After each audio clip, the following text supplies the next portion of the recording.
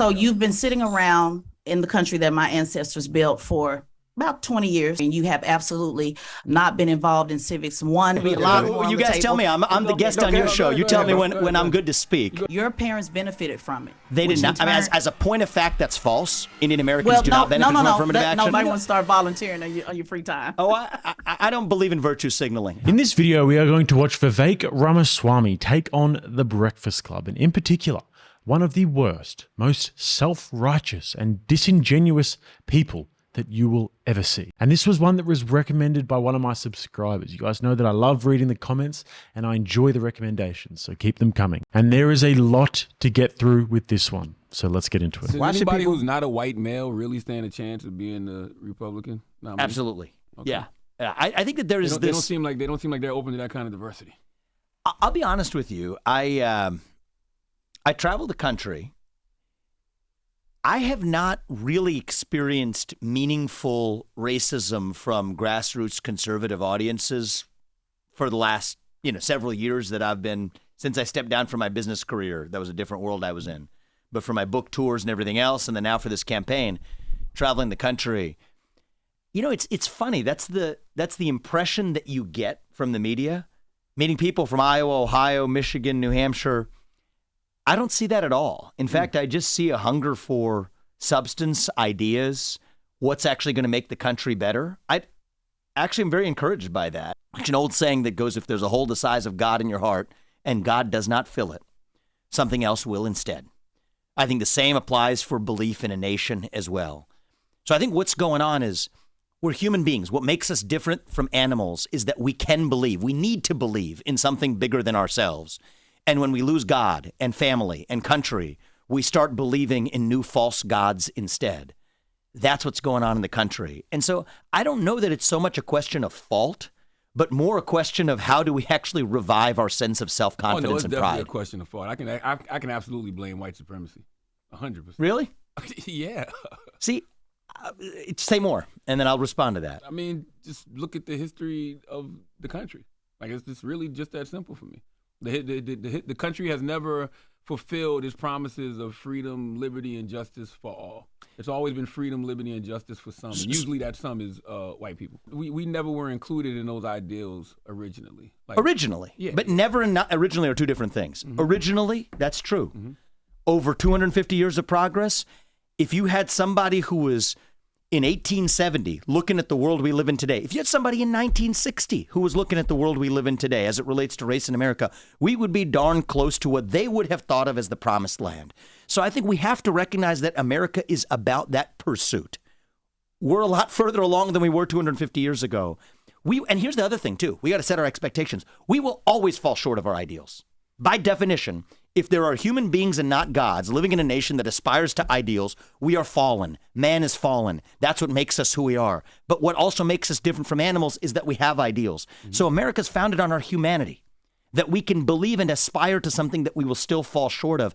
That's what makes this country beautiful. And that's why that's why I'm in this. You ask me, why am I in this? I care about reviving pride in that nation, because if we get into the habit of just bashing that country, what are we bashing? We're bashing the last best hope that man has for aspiring to those ideals. Tell me who else has done better. I'll wait. So firstly, I don't watch this show and I don't know too much about Charlemagne the God, but what I will tell you is that he looks very unprofessional here. I mean, I would hope that normally he speaks into the microphone, but who knows? Maybe that's just me being too picky. Secondly, the fact that Charlemagne just thinks that Republicans are basically racists that don't want to see anybody who's not white become president is laughable. I mean, there probably are a small subset of people who do feel that way, but most people want to see a competent leader with the right morals and the right plans. And next, I'm with Vivek here, and I think that this is one of the reasons why he's become quite popular and why he's surging in the polls recently. He understands that there is a real problem with demoralization happening in the United States at the moment, and particularly in the area of national pride. He understands that people need to feel proud of the nation that they belong to, and this is also something that Trump really touched in the 2016 election. If anything, Vivek is kind of a representation of the American dream. People might be inspired by that, and the fact that Charlemagne says this sort of thing tells me that he's a part of a pretty severe bubble and echo chamber. And now on to the next part, where Vivek is confronted by, you'll see.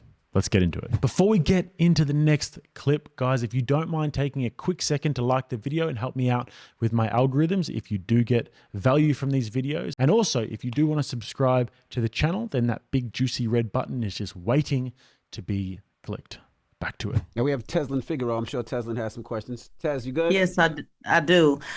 So I've heard a lot of, what you think and your vision, and I'm a very practical person, and I want to kind of, opposed to talking about your opponents, let's talk about you for a moment, and let's actually talk about your policy. Explain to me your position on this civic duty voting.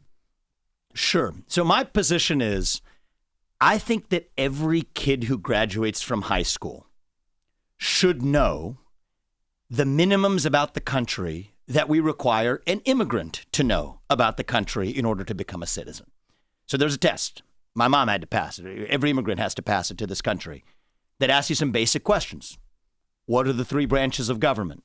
What branch of government does the U.S. president lead? Some basic questions about what is the Bill of Rights.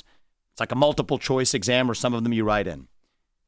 I think that if we're going to ask immigrants to pass that test, as we should, I think every 18-year-old who graduates from high school should have to pass that as well, because young people, it goes back to that issue of pride. You don't value a country that you don't know something about. You don't value something you inherit. You value something you have a stake in creating, in building, or knowing something about. Well, I got a test. I would like to see if you're willing to pass, because I believe in, just as you believe in civic engagement, I believe in changing the ideas of what political opponents look like, what they should look like, or political candidates. Are you willing to take a test with me quickly? Because I just have a couple of questions for you. I will, absolutely. So and the way this is opening up, I have a feeling I'm about to fail it, but that's good. Let's do it. That's right, yeah. Just for clarity, I am an independent. I'm not a Democrat or a Republican. Cool. I think that's important for the premise of the argument, because I know you did a lot of debating at Harvard. I also want to make it clear these are the same questions that I asked liberal Democrat Marianne Williamson. So I want to make sure that we put that out there as well, just to kind of set the foundation. I'm open to being humbled. Let's do this. Okay, great. Let's go. So you mentioned, the pride of being an American and how important it is to have pride in this country. I'm also a veteran, by the way, for the United States Air Force. So when is it that you voted for the first time? I voted in 2020. Okay, so you're how old again? I'm 37 years old. So for how many years you sat around and did not get involved at all in any civic engagement? Is that my understanding? A long time is the answer. And actually, that's what I wrote this book about. I'm not holding myself out as some sort of model. I'm actually offering myself as a self-reflection of my journey as a citizen, to whom this country has given much, right? As an adult, when you have kids, it changes your perspectives. I'm very honest about that. Absolutely. Okay, no problem. So let's go deeper into the self-reflection. So you've sat around and sir, I'm being as respectful as I possibly can. Please don't take anything and you don't even have to be. And you don't even have to be. So take it off and let's go. So you've been sitting around in the country that my ancestors built for about 20 years. Your parents came over as immigrants, brought you over. You made millions, according to your resume, off of this country, and you have absolutely not been involved in civics. One, not voting, and two, let me just ask, because I know you mentioned earlier you don't want to sit around at the debate and talk about accomplishments. Let's make the accomplishments pretty simple. In high school, were you ever a class president or take any leadership role? Because your opponent did, Chris Christie. He was the class president. So have you ever taken any leadership at all on anything? Or just can I just correct a couple factual things that are kind of important? My parents didn't bring me over to the country.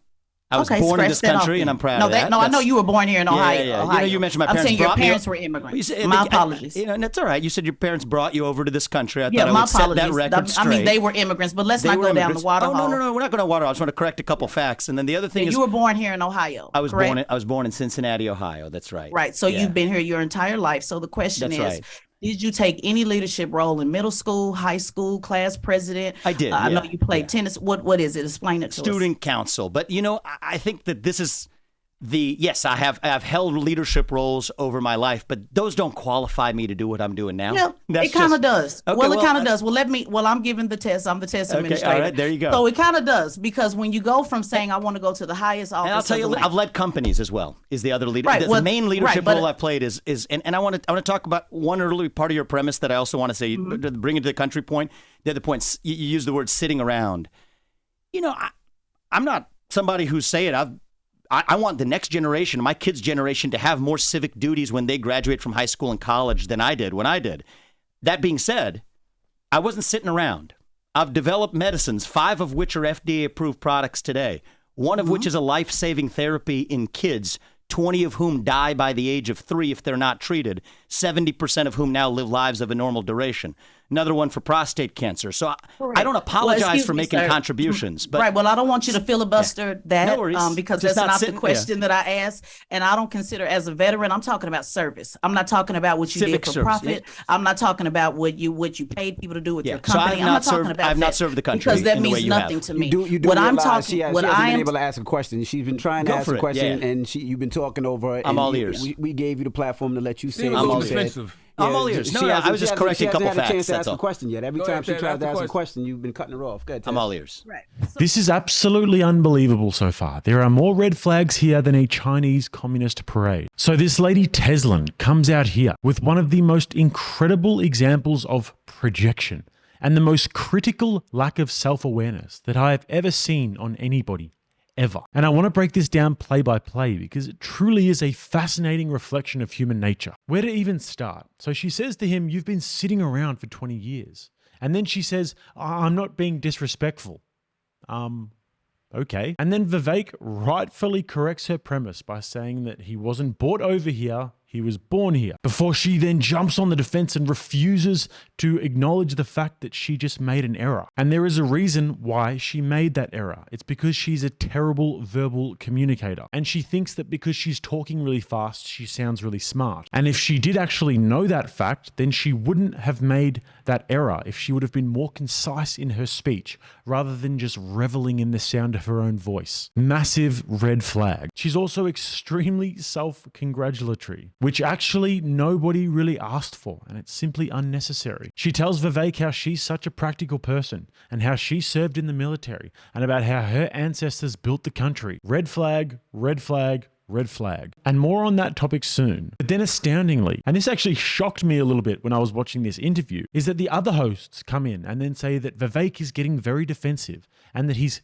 cutting her off and won't let her ask the question. All because he was doing what he should do and correcting her false premises and the way that she was qualifying that question. What do they expect? Him to just sit there and just take it while she lies about him? The problem here is not with Vivek. The problem is that she wants to come out and slander and personally attack him whilst patting herself on the back rather than just simply doing what an interviewer does and asking a question and doing it in a timely and concise manner, because the guest on the show is the one that you want to speak. She should have just come out and said, what kind of leadership roles were you involved in your earlier life? Which, if we're honest, is a shitty question anyway, because who cares? But more on that after this next clip. So my question again is, you're trying to, your goal is to raise the standard, and you're saying you want people to believe in country and you want people to have civic engagement. Yeah. And sir, I just find it very telling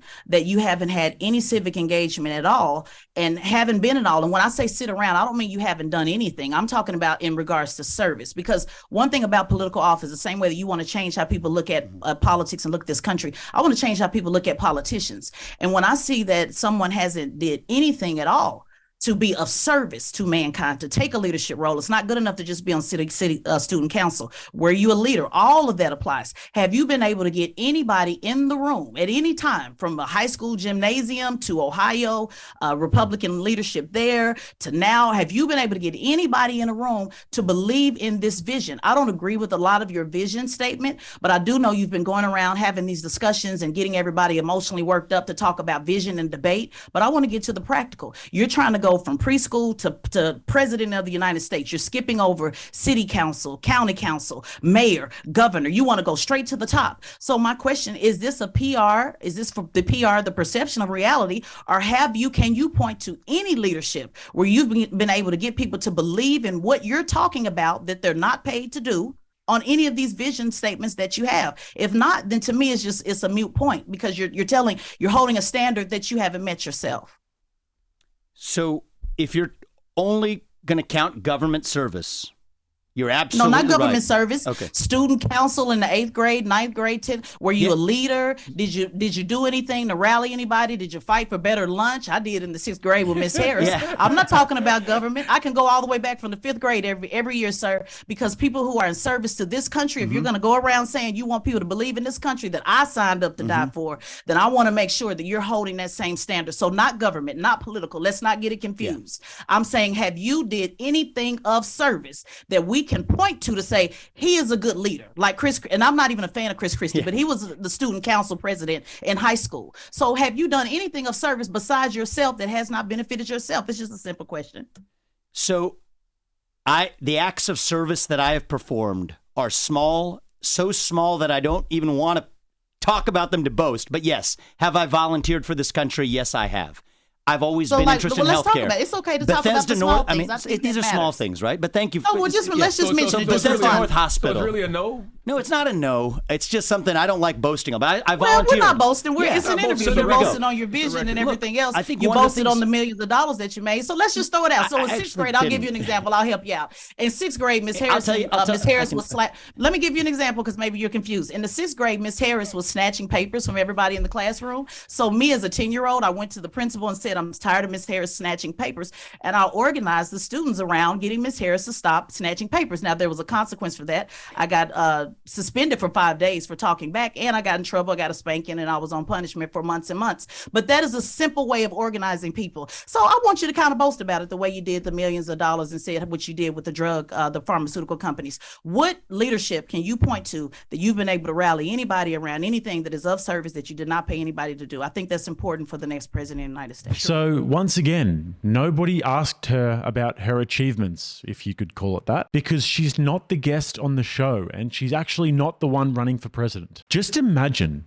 the sheer audacity that you would have to possess to try and grill a presidential candidate about their leadership qualities and thinking that you're actually making a strong point by saying that you tried to stop a teacher from snatching papers when you were 10. Just think about that for a moment. That has to be the most unimpressive story that I have ever heard. I can't believe that she even remembers that. And then furthermore, I can't imagine how frustrating that must have been for Vivek to hear that pathetic story used as a way for her to try and undermine him, saying that he, quote, hasn't did anything. I'm saying, have you did anything of service? And when I see that someone hasn't did anything at all, When in reality, his achievements completely and utterly dwarf hers. Let's have a look at some of them. He was a valedictorian of his high school, which means that he got the highest GPA score. He was a nationally ranked tennis player, which takes a lot of dedication. He went to Harvard and he went to Yale. And then he started extremely successful businesses in the biotech and asset management industries, multi-billion-dollar companies for that matter. And he's also written 3 books over the last year. Oh, but no, just when you thought that was impressive, then in comes his opponent, Chris Christie, who was high school student council president, and she stood up to a teacher when she was 10. My brain hurts hearing that. You see, this is an individual who is so self-aggrandizing and can't stop saying how practical she is, whilst demonstrating that she actually has no practical understanding of how the world works. Starting a big, profitable, and sustainable company is one of the most difficult things that you can do, along with all of his other achievements as well. It seems to me like the guy is probably a genius. I'd say his IQ would be in the very top percentile. And to be honest, we don't really get brilliant entrepreneurs like this going into politics very often, because why would they want to risk it all? I mean, I'm not totally convinced by him. I'd like to see him on like a Joe Rogan type format, 3, 4, 5 hours where somebody can just grill him and maybe get to the nucleus of who he is and what his beliefs and morals are. But his competence is beyond question. And for me, I would definitely favor a candidate who's a successful, tried and proven entrepreneur than somebody who's a career swamp creature, bureaucrat politician. And there is so much still to say on this one. So let's get back into the clips. Sure. So I've always been drawn to healthcare. That's why I ended up founding companies in that space. When I was in high school, part of what drew me into it was that I was a volunteer at a local hospital. I actually became the leader of that group of volunteers that actually discharged women who had recently given birth. That was it. Nothing Did you do big to anything it. stand? Did you do anything we can point to stand out? But I want to say something about that, because I say that in the book. If I'm being really honest, why did I do that in high school? A part of the motivation, I'll be just brutally honest with you, was part of the motivation was that's actually what allows you to get into a good college when you graduate. Is Right. you want So to check it was the box about. of So community it was service. about you. So So there it was was an about element. self. So there's that, and I'm admitting that in a way that very few other people do. But I got to be honest about it. That was a big part of why I did it. Yeah, Then when it I was about graduate- self, and I'm going to be honest, and I'm going and- to give it back to the if- guys. if I I'm can- going to be honest about it with you. Yep. Leadership is not about self. I agree And with so you on what that. I what agree I with you just on heard, that. what I just heard is that everything is about you. And to be honest with you, this is just a PR campaign, sir. To be honest with you, and I think you're trying to go further to the right because you want the Republicans to accept you as a man of color. And I think the only way you think you can do that is to be so extreme. I appreciate your with opinion. with your positions, and I think you need to do a little bit more work in service. I'll give it back to you Let me guys. You let failed the me test, ask, by the because she way. did ask me a question, and then you guys said you wanted to hear a response, but I think I heard an expression of opinion. So just I want to make sure you're all done before I respond to it. Go ahead. No, all just set? wanting to say that even then, I would still want you to point out, even at the Yeah. hospital, something that you did that made you stand out on when actually taking a leadership role. But you already answered it. You said you did it because it was a motivation to get in college. Exactly, Which and, means and it was I'm being about very you. honest about that. But Everything has been about you. So as Let a me- veteran, let me as tell a you veteran, something. I appreciate it's very this. hard for me to follow leaders that make everything about them. So you might want to work on that because it's a lot of veterans and Republicans. So you might want to work on that talking point and maybe do some volunteering while you're on the campaign trail. I'm going to give it back to Charlamagne and Envy. Yeah. Once I want to be respectful. Want to make sure you got everything you wanted to on the table before I But no, I I got respond to plenty. that. If this was just Go ahead, us, go it ahead. would be a lot more. Well, on you the guys table. tell me. I'm the guest on your show. You tell me when I'm good to speak. Go ahead, sir. Go ahead. You sure? You sure about that? If we're good. Yeah, we're sure. So I think there's a different worldview that we have. And I think the worldview is how one actually makes contributions in a country. I do not believe that there's a separate category of just if you're serving the country and then if you're acting in self-interest, that that's somehow sinful or wrong. I reject that vision. To the contrary, I think capitalism is the best system known to man to lift people up from poverty. I deeply respect and I thank you for your service to this country. I'm grateful for it. I haven't served the country in the way that you have. But I think that the way you get ahead in capitalism, how did I develop a multi-billion-dollar biotech company? It was lot of by people say developing capitalism medicines that causes save poverty, people's though. lives. A lot of What's people that? say capitalism causes poverty. Yeah, I disagree with that. Okay. I disagree with that. I think that capitalism demands that you provide something to someone that helps them more than you're actually charging them for it. That's the only way. That's the a tried and business true model, way for you sir. to- That's It not is a business service. model. It's not. I'm not That's saying not it's service. I'm saying it's But having see, an impact on a An society. elected official is service. That's the disconnect. That's right. So that you're now, missing that they didn't I'm teach you. moving on to there are phases of our lives where we do different things. Well, I've you're been- moving straight all the way up to President of the United States. You know, I don't Let's view it as a start first. hierarchy. I don't view it as a hierarchy. I don't believe in hierarchies. The hierarchy is the way the that's the bureaucracy works. I don't believe in so we have a I difference in know. opinion. You also don't believe in service, and that's where we're having a disconnect. Well, I disagree with you on that. You know, I just disagree with you on that. If only she was quite as intelligent as she thinks she is. When I hear a politician say, I did volunteering, but I only did it to get into a good college, I think to myself, hallelujah. Finally, someone's being honest. I will never trust anybody that says that they only do what they do because of altruistic purposes. I think that that is a lie 100% of the time. We are human beings, and human beings are self-interested creatures. Yes, you can do things that are very beneficial to society, and yes, that can be very gratifying. But at the end of the day, it's always going to be accompanied by aspects of self-interest, and that's fine. Two things can exist at once, and self-interest is often the driver of human ingenuity. Read some Ayn Rand. And I don't know what this lady's specific worldview is, and I don't particularly care after seeing this, but judging by the lucidity of her lack of people skills and lack of self-awareness, I am absolutely certain that she would never be able to build anything and never be able to be a leader. Ironically, the very thing that she's patting herself on the back for and criticizing him about. And the reason being for this is that she clearly doesn't understand what it would take to do that. Because in order to become a great leader, you need to elevate yourself to a certain standing, a certain level of competence, where you can then take that leading role. And then you have to master skills like networking, attracting investors, building structures, hiring the best talent, being a mentor, and not to mention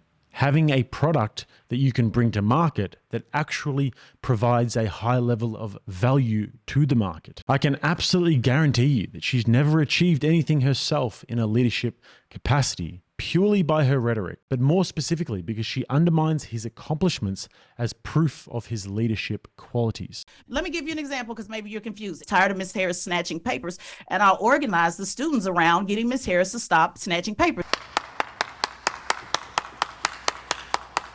If you want to enjoy the civic privilege of voting, then I think it is perfectly legitimate to say you have to at least know something about the country or have served that country, one or the other. Absolutely. Now, I think that what do we actually care about, right? What do we? I mean, we can do the personal attack thing. We care about the country. We care about the country. The cornerstone of democracy, though. Voting is the cornerstone of democracy. I have not. Sir, Yeah, that's right. And you know, here's the thing. Here's the thing that's different sir, is, sir, excuse me, because this is important. We have to pause it. This is not a personal attack. That's okay. This is you, and I know that as a Republican, you are certainly not soft. So this is not a personal attack. Yeah, this I'm is okay with asking attacks, about. too. This is about asking about your background and how it correlates, how it's relevant to saying you're going to serve this country because. President is actually So I have been an open book in the last 3 years. Yeah, I know, Absolutely. and I'm going page by page. And but I'm it's not saying an that I attack. have not. I'm gonna let you finish. Yep. But I want to be clear: it's not an attack. Okay. Because you've been an open book, but that doesn't Totally. mean I have to like what's on the page. That's fair But enough. it's not an attack. I'm just reading the book. Yep. And so when I hear somebody say you need to get to either pass this test or do some type of service to the country, and I spend hours looking. You were in the Phi Beta Kappa. Did you have a leadership role in college, the honor roll? When somebody sets service as the standard and they've done no service except to themselves, that's a fair question. It's a question. That's and a you fair just question. So couldn't I've answer been the on. question, I mean, look, but I it's was not on an high. attack. I was on high school student council. Yes, absolutely. Were you a leader? Were you a leader? I was a vice president of my high school student council. Absolutely. I was the Okay. president of the Okay, National great. Honor Society. I can go down the list. It's just that That's these are what I not- was asking you to do. Go down the Absolutely. list. But So proceed. I was a president of the National Honor Society. I was the vice president of my student council. I was a lead amongst the volunteers at the hospital where I served growing up. I was actually a leader in volunteer research over the summers. From my senior But year, all of that, but you already admitted all of that was to get into college. not but all go of ahead. it, but I am admitting it. I think that I know it's that's important. self-service, though. I just do A you lot understand of the that- difference between a lot of- self-service and and I think service? I think the reality is, and I think we just all have to be more honest. When We do. many high school students are serving today, not all of them, but I think let's smoke it out. I don't like that structure where we actually No, mix and I don't like the service with structure. self-interest. And So- I don't like the structure of somebody saying somebody need to give service as a veteran. I don't like the structure of somebody That's going fair, to the we can highest disagree. office of the land and have not served anybody at any time unless it was self-serving. So this is where we just have two different ideologies. And I know your and here's goal my was to come here perspective. and get into. Here's yeah, my I know. perspective. That's why Let we me- got let me different sh- Remember, perspectives. two guys, what's your thoughts on people saying that you got Don Lemon fired? I think that the New York Times reported that. I had an open debate with Don Lemon. What CNN wanted to do with that is their choice. And I do reject Don Lemon's premise. What did he tell me on set? He said, you can disagree with me when you have black skin and you've lived in this country, whatever ethnicity you are. Explain it sir, to me. And I just reject did that. Not, I think but, we should But all. sir, let's just use a real example of just what everybody said. You said, people can have difference of opinion. They Yep. can have, you want to unite people. I gave you a difference of opinion as a veteran, and you came back and said that I was personally attacking you, and that is a way of gaslighting and basically, trying to set the idea That's actually that I not was true. against you when I just had. That's the statement you made, and what I'm saying is, instead of us just having the debate, because see, I didn't talk about color, is what you probably expected when you came in here. I did not, I didn't actually. talk. I didn't. Well, that's fine. I didn't talk about color. I didn't get all emotional about your vision because I really wanted to just talk about what you've done in service, because you yourself has raised service as the number one thing that what people need to do in order to participate in the country that my ancestors built. And you said that I personally attacked you. So just to give you some advice, if you're going to say, hey, let's have difference of opinion, let's be able to I discuss. loved everything you did. I loved the don't whole think that thing. because It's I good. had This a is question productive. that it was a personal attack, because Oh, no, wasn't. it was. I don't think a question. I think this is great because you know what I said? What's did the you job? say personal attack? What's the I just wanna make job sure I is heard correctly. everybody needs to know who a candidate is and what they stand for. That's the candidate's Sir, job. Whether you vote for them Can or I not, ask you that's this? your choice. Did you say I personally attacked you, or did I hear it wrong? I just want to make sure. I did not say you personally attacked me. No, I said we have actual good. I wanted to know whether or not we were actually able. You said sit around for 20 years. I said I didn't sit around for 20 years, but that's okay. I think that, you know what, if somebody's running for U.S. president, I want to say this. Well, you If you did. can't Well, handle sir, the you heat, did you stay say, out of the quote, kitchen. you said, So we'll come in we can keep and we'll going handle with the the heat. personal And I- attacks. You so- did say personal attacks, though. And So I- let's be honest. Remember, that's your number one thing, being honest. And I know you. I agree with I you. know- When I say we want to fix corruption, you don't know what the first step is? The first step is actually people being honest. So you guys know me. You know what I stand for. I haven't hit back on that. you Whether wanna people in unite this the country country? want to vote for it, that's their choice. So this might be a slightly controversial take on this, but I actually think that Vivek should have gone harder here. He certainly handled himself with a lot of class and in a very dignified way. However, when I think of a leader, I think of somebody that can take criticism, yes, and can listen to the concerns of others. But when the personal attacks start coming out, they can hit back just as hard. My theory on this is the same as my theory in the boxing ring. When you first get in there, you suss out your opponent, you see how hard they want to go, and then you respond accordingly. In this situation, she came out throwing haymakers straight away. Vivek should have thrown them back just as hard. He should have stood by the fact that she was personally attacking him and not denied that, and held her feet to the fire and held her accountable. She wanted the smoke, she wanted a fight, and in my opinion, Vivek should have given her just that. She insinuated that he doesn't have any leadership qualities. She said that he'd been sitting around for 20 years. She criticized him for being self-interested. She said to him that he's going from preschool to a presidential campaign, assuming that he's basically juvenile, and said that he's only doing this for a PR marketing campaign. Those are all personal attacks, all of which completely unnecessary. And this, for example, is why I'm such an admirer of Douglas Murray. He is not one to be messed with. And if you come at him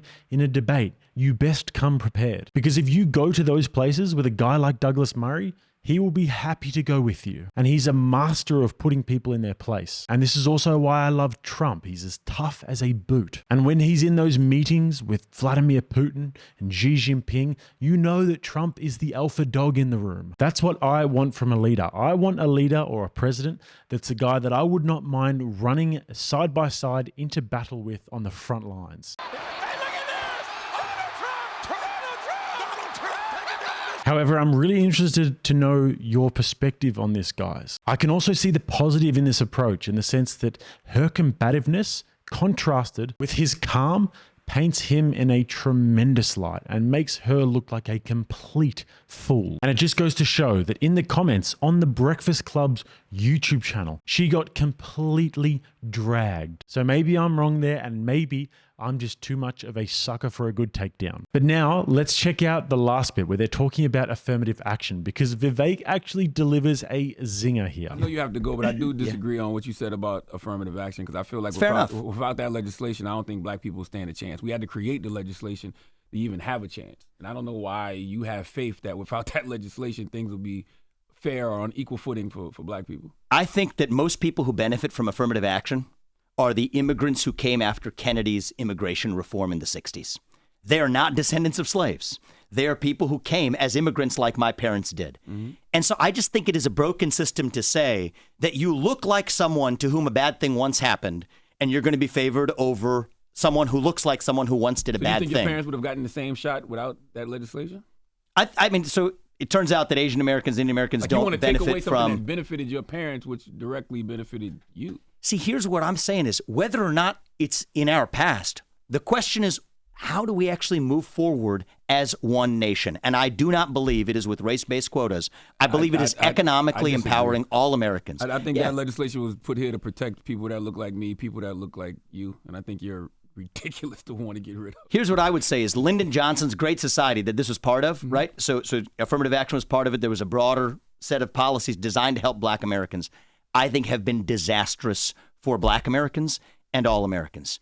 Well, sir, it wasn't disastrous for you. And what Charlamagne is saying is your parents benefited from it. They did not. I mean, as a point of fact, that's false. Indian Americans do not benefit from affirmative action. No, that's not as a point of fact. No, that's not as a point of fact, because without the liberties that black folks have fought for, which has basically immigrants have been able to prosper in this country because of that. But we're not going to go there. Let's just say they benefited from being able to have the freedoms that black people fought for. That's the bottom line. And in turn, it benefited you. And then your answer a moment ago was, well, let's not talk about stuff in our past. See, once it benefited you, you were able, you moved on. I want to be honest with you. You guys want to get real. Let's get real. My parents were. That's why the heart of a service. No, sir. Because black people hadn't fought. Yeah, we got to get real. My grandparents lived in a colonial society. Britain colonized where my grandparents lived as well. But I think that I don't do well by seeing myself as a victim of the white man because actually Great Britain happened to have colonized where my grandparents were actually colonized. I think you were That's moving the goalpost. I think we you were talking about what victorious. benefited your parents when they got here. That's right. What benefited all of us is the fact that we have a free country where No, what anybody is benefited free your to achieve parents? what they want. I don't know what they came to this country with not a lot of money. What benefited them was hard work and dedication. My dad faced layoffs when he was growing up at GE. Right. He went to law school at night to be able to keep his job. What did that teach You think me? affirmative Right. action benefited them? I don't think affirmative action benefited him. Absolutely not. I think Well, when hard he work went and through a layoff- dedication benefited him. And that's part of what I want to share with all Americans. I want to make this the country where no matter who you are and what your skin color is, you get ahead with your own hard work and commitment and dedication. Because to your point, the Republican debates will be way worse. By the way. Oh, yeah. It's not Chris real. I mean, we got to get real with I each can other. definitely tell you, Chris is going to ask about your background, so you might want to start volunteering on your free time. Oh, I don't believe in virtue signaling. I am who I am. I'm an open book. We're all Yeah. imperfect human beings. We're an imperfect country. We aspire to be the best version of Yeah, ourselves. that's not virtual signaling. No, sir. That's just a question, and you need to aspire to do something other than something that benefits yourself. That's all. If you want to say you're going to serve the country, the president is a service role. It's not running a business. So here's the positive service I'll is give you. I important. think your message is powerful for young Americans across this country to hear, and that's No, what my I'm going to message take. is right for That's you. actually what I'm going to take that from this. No, my The message. presidency is a service role and not like running a business. That really says it all. Yes, the presidency is service, but it's also running a business. Like I said, two things can exist at once. This is not a binary. But the best moment of this entire debate is when he says, "I'm not into virtue signaling." Literally the perfect response to her incessant, cringeworthy virtue signaling. Virtual signaling. But as expected, it went straight over her head and she will not be taking any time to self-reflect. But do you know what the worst part of all is? Do you know what the part is that has me waking up at night in cold sweats, grinding my teeth? She would have walked away from this encounter thinking that she destroyed him and that she really showed him, when in reality, anybody with an IQ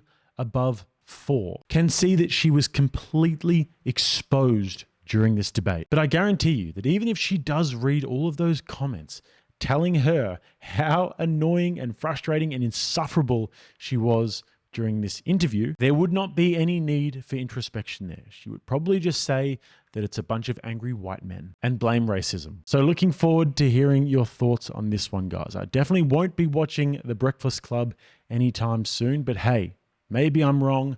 Maybe they're actually not that bad. Let me know if that's the case. If you guys want to watch another video, click right here. Until next time, I'm Jake. This is RattlesnakeTV, keeping you armed and dangerous.